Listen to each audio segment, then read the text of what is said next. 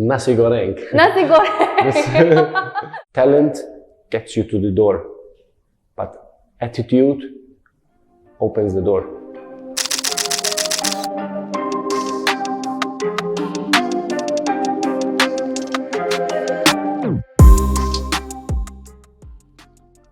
Please take a seat.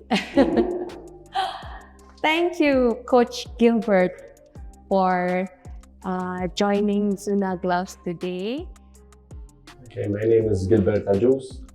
I come from a very beautiful island, a small island in the Mediterranean, just south of Italy, Malta. I was an ex-footballer. I played many games for my national team, 120 games. Representing my country, it was an honor, and I played nearly all my career with just one club, Valletta, which is also my hometown. After that, I started coaching with Valletta also for some years, and then I had a call from the national team to be the under-21 national team coach. The contract was for 4 years. But after 2 years, I had the opportunity to come to Indonesia with PSIS Samurai, so I agreed to stop the contract and start this adventure here. Now I'm free because my contract had been stopped 1 month before it expired. So looking forward for a new experience now. Well, I think I was born with the ball. Probably it was the first toy that I had. Or maybe the only toy that I really enjoyed was a football. My father was also a footballer. He played also for Valletta. So my mother used to go to watch him at the stadium, and she says that while she was pregnant with me, she was still attending the stadium to watch my father play. So I think that I was born with a ball, let's put it that way. Then I started to play like competitive football when I was like 10, 13, something like that, because it's too long ago. I made my first game, my debut with the senior team of Valletta when I was only 16 years old, and I played until 38, so it was a long career with one club. I rather look at my career as a whole. Singling just one season, it's not fair for the other seasons. But there were 2 particular seasons which obviously are more important because we did a historical feat in the club. So with Valletta in 1996-97, my team, the club, won all the major honors in one season. There were 5 cups, we won them all. And in the same season, I was named Footballer of the Year of Malta. So that was special. And then in season 2000-2001, we managed to better that because there was 6 cups and we won also 6 cups. And luckily enough, I had a very good team with me, and I again won the best player of the league in Malta. So probably those 2 seasons are memorable not only for me but as a club. When I was getting older for a footballer, for a player, so when I was like 30, 31, I had the national team coach, and he just pushed me. He invited me to start coaching. He saw the ability to be a coach. So when I was 33, I already had the highest license in Malta to coach. Actually, there were some seasons which I was more qualified than the actual coach. So that made it a bit uncomfortable for me. But then I continued playing until 38, until 40 actually, but until 38 with Valletta, and then I went with a very small club in a different league. And when the time of finishing my career was closing in, I cannot imagine myself without football. So that was one way that but as a philosophy, I think that I look more at the emotional intelligence side. I try my best to treat players as persons first, not as a player. Like trying to help if needed outside football. Okay, my job is to help them improve every day, tactically, technically, psychologically, and physically. But on the other side, they also have a family, they also have a life outside football. They are still very young. And my job, I think I put that in my mind that I need to be like a father, like a brother, like, I don't know, a mentor to these people.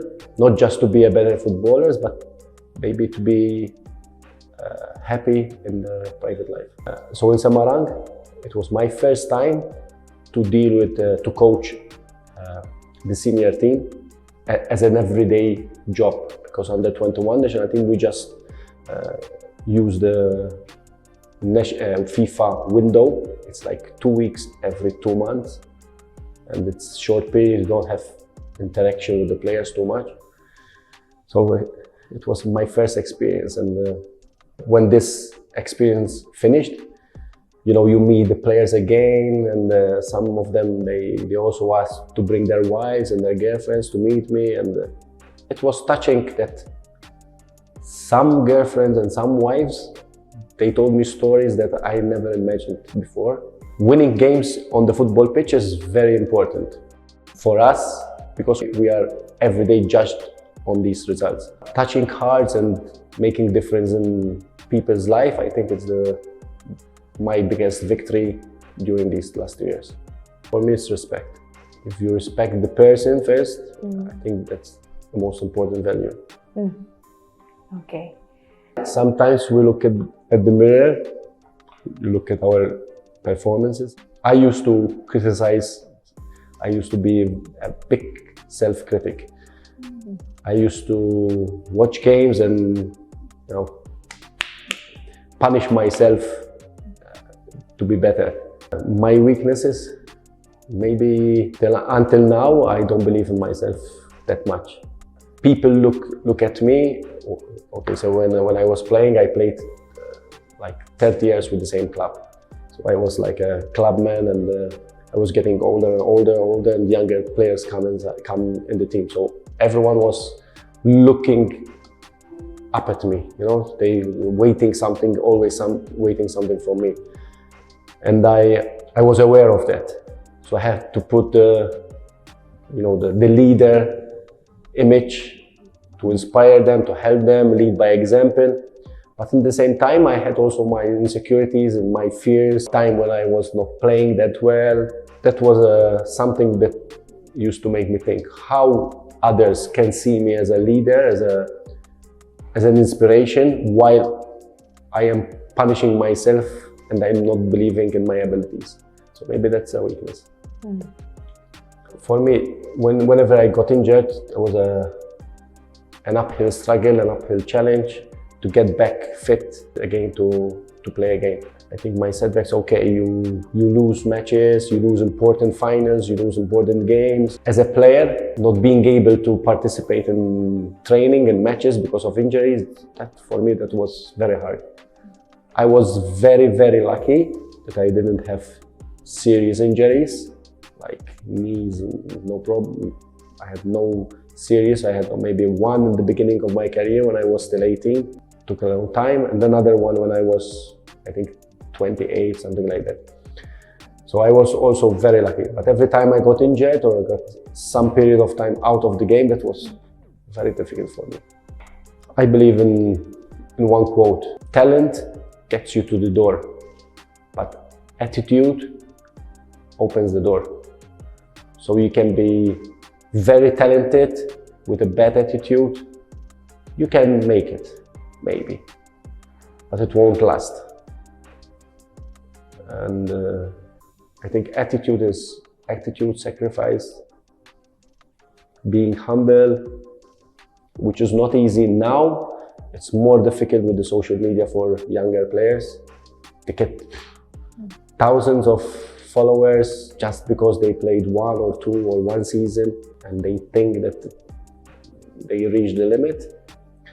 So attitude, sacrifice, discipline, They will help you make it longer and higher in your career. I'm not saying Right. it's not good, but because this is the reality now. Yeah. In my days, there was no social media, there was nothing. So, yeah. They can distract you because obviously you read comments, they influence you. Mentally, psychologically, they influence you. True. When you're good, when you're doing well, everybody will praise you and send you messages and wow. Then when something is not good, then you have to, I tell the young players, if you are happy for these validations on social media, then you have to be strong enough to accept the criticism. Because you don't know from who they are coming, you don't know the profiles, you don't know who they are. You are just happy because they say, wow, you're good. Then when they kill you on social media, you have to be strong enough to, or else just don't look at it. Nasi goreng. My favorite is nasi goreng. So when I go to a local and I'm in doubt, nasi goreng. I can eat it, it's no problem for me. But I tried different foods. I'm sorry, I don't know the names, but I tried different foods. I have friends that, church friends, that will go for lunch on Sunday. They take me different places. So yes, I tried. Some of them I liked, some of them I liked less. My problem is I have to look and like it, first. If I don't like it with my eyes, I will not try. But I've tried some things that in Malta I would never, like snakes, like turtles, so they made me feel welcome, so very friendly, maybe because I'm a bule, maybe because I'm a foreigner here in Semarang, maybe because I'm the SAS coach. I felt warm and welcoming. Many people are very friendly, even though that some people, they are not living in a good healthy standard. They don't have maybe food or money enough, but they still laugh and smile and try to make you feel good. I think they are very, very warm-hearted here. That's one particular thing that Indonesian people, and obviously there are, now that I made friends, I think that they treated me too well. Maybe I don't deserve to be treated that well. So I come from Malta. Malta is a very, very small island, a tiny island, and we don't have highways or tolls. So for me, going to the toll and pay with the card was something new. And it's okay, fine, you pay, you top up the card. But some days ago, I was BSB to meet a friend, and I stayed late and I had to go back. So I went to the toll and the card was not working. For me, I was really panicking, looking at the rear window and cars are waiting, beep, beep, beep, beep. So I had to reverse, go out and go to the box. And the man told me he couldn't speak English. Aku bicara sedikit. That's a funny experience, which I will not for sure experience in Malta, because we don't have high roads. I see. So even from the end of Malta to this end, it's all just normal road. And we don't pay to use the road. You don't no, have we have a lot of traffic jam. Okay. Because we are overpopulated. Too many people in a small island, and everyone uses cars. And there's not too much motorbikes, and the traffic is incredible. Okay. Much more than here. It's like in Jakarta. maybe mini Jakarta. Mini Jakarta. Here in Indonesia, I like to meet friends. I like to go lunch, dinner with friends, with their families, so because they always made me welcome. Barbecues at BSB. But on my free time, I don't really have a lot of free time because I work a lot outside the training to prepare, to watch games and this stuff. So in the free time, try to relax. I like reading. I like reading books. When I have time, because I don't like to watch movies. It's not my type. So reading a book makes me relax a little bit more.